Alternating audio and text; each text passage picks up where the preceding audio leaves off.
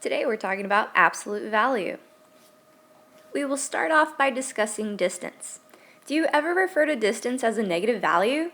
Is Walmart negative 2 miles away? Am I negative 5 feet away from the door? No way.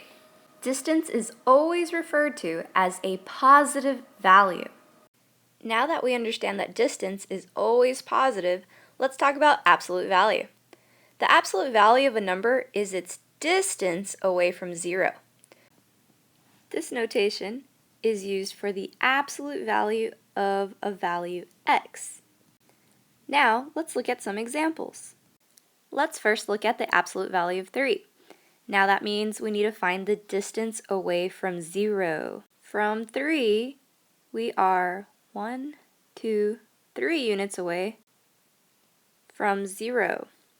So the absolute value of 3 is 3. Next, let's find the absolute value of negative 3. So starting from negative 3, we are 1, 2, 3 units away from 0. Therefore, the absolute value of negative 3 is 3. Both 3 and negative 3 are the same distance away from 0. Therefore, they have the same absolute value. Two numbers that are the same distance away from 0 on opposite sides of 0 are called opposites. So negative 2 would be the opposite of positive 2. Negative 1 would be the opposite of positive 1, and so on. A number and its opposite will always have the same absolute value. If a negative sign is outside of the absolute value bars, then your final answer is negative. For example, here we have a negative sign outside of our absolute value bars.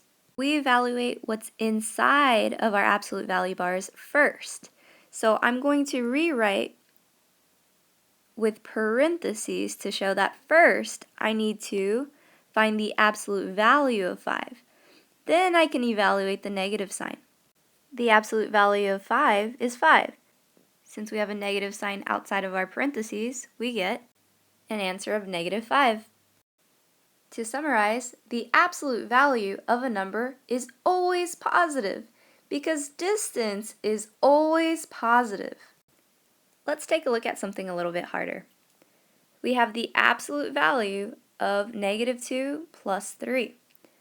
So first, we need to analyze what is inside of our absolute value bars. So negative 2 plus 3, what would that give us? We get 1. So the absolute value of 1 is 1.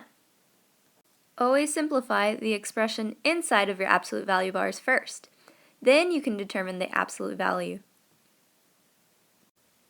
Now let's take a look at another example. We have the absolute value of 2 plus a negative 3. First, we evaluate the expression inside of our absolute value.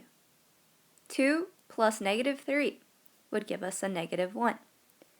And the absolute value of negative 1 is a positive 1.